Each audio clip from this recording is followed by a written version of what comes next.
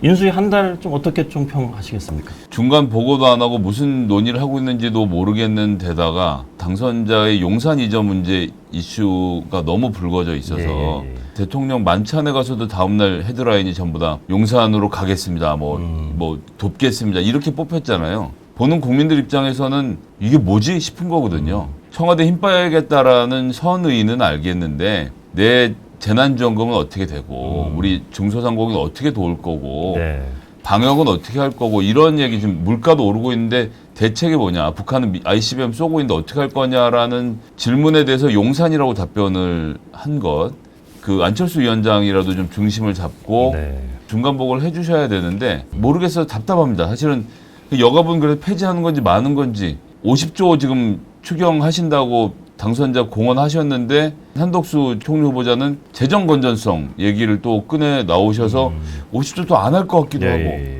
주식 양도세는 하는 건지 안 하는 건지 좀 답을 하나씩 정리해서 해주셨으면 좋겠는데 당선된 지 한 달이 안 됐고요. 인수위 출범한 지는 한 3주 됐을 거예요. 일주일밖에 안 했으니까 좀 기다리셔야 되는 게 맞아요. 아까 그 보안 얘기 하셨는데 이럴 땐 좀 살짝 보안이 셌으면 좋겠다는 생각도 해요. 저도 답답하고 모순되는 얘기를 어떻게 처리할까 거기에 대한 질문을 받았는데 여러 가지로 아직 인수위 내에서도 그런 고민이 있기 때문에 뭔가 시원하게 내놓는 게 없는 것 같다.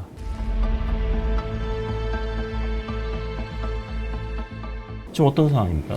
일단 송영길 대표는 서울에서 뛸 주자가 제대로 안 보이는 상태에서 본인 입장에서는 희생과 헌신이라고 말씀하시면서 서울로 지금 주소지를 옮겨서 출마를 준비하고 계시고요. 그리고 현재 스코어 출마를 하겠다고 정확히 선언한 분은 김진애 의원 한 사람밖에 없는 상태고요. 제가 생각엔 박영선 의원이 결국엔 출마를 결심하게 되지 않을까. 그 외에도 출마를 해볼 수 있다고 봅니다. 이제 송영길 대표가 나오면서 이런저런 갑론을박에 붙고 나서 오히려 거꾸로 좀 경선을 하자는 분위기가 만들어지고 있어서 이 일을 계기로 해서 경선판이 제대로 만들어져서 후보 간의 치열한 토론이 만들어지면 그것 자체가 나쁜 그림은 아니다.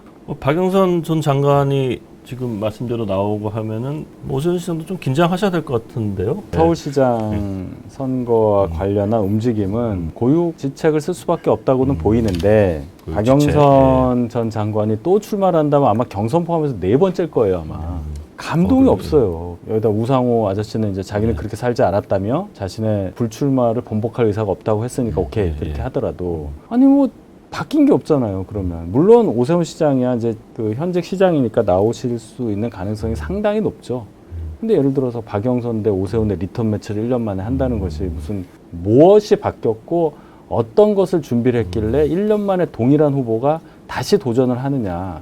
그 질문에 답을 할 수 있겠습니까? 제가 민주당 당원이고 제가 뭔가 민주당의 구성원이라면 새로운 사람을 이 선거전에 내서 그분을 정치적으로 더 키울 수 있는 승패는 떠날 수 있어도 그런 기회를 삼는 게 훨씬 더 의미 있지 않을까 생각이 들어요. 4선하고 장관까지 한 박영선 올드걸이 또 나온다. 인천에서 5선을 한 사람이 갑자기 자기가 인당수에 뛰어들겠다며 나온다. 이게 무슨 감동이 있을까요? 그건 전혀 위협적이지 않아요.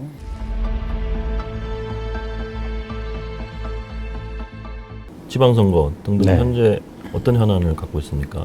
원내대표 임기가 이제 끝나니까 새 정부와 소위 말해서 코드가 맞는 분이 첫 원내대표가 딱 되면서 원내도 이렇게 소위 말해서 장악을 하고 국회와 청와대가 이렇게 소위 말해서 커플링이 돼서 이렇게 같이 가는 모양새가 그려져야 되는 건데 일단 저희가 너무 소수 야당이라 새 정부 출범과 함께 뭔가 드라이브 걸기에는 어려운 상황이란 말이에요. 그럴수록 더 당선인과 호흡이 맞는 분이 원내대표 되기를 뭔가 그런 그림을 원하는 분들이 있죠.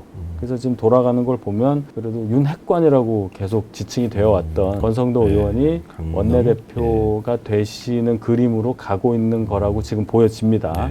뭐 유력한 경쟁자가 이제 지방선거로 빠지시는 걸로 정리가 되는 것 같아서 일단 뭐 그런 상황이고 지방선거야 뭐 하던 대로 하는 거죠. 다만 이제 경기지사가 좀 김은혜 전 당선인 대변인이 뛰어드는 모양새이기 때문에 조금 더 저에게는 긍정적으로 작용할 수 있는 그런 부분이 있다. 뭐 이 정도의 움직임입니다. 김성애 대변인, 지금 국민의힘 행보에 대해서 어떻게 보십니까?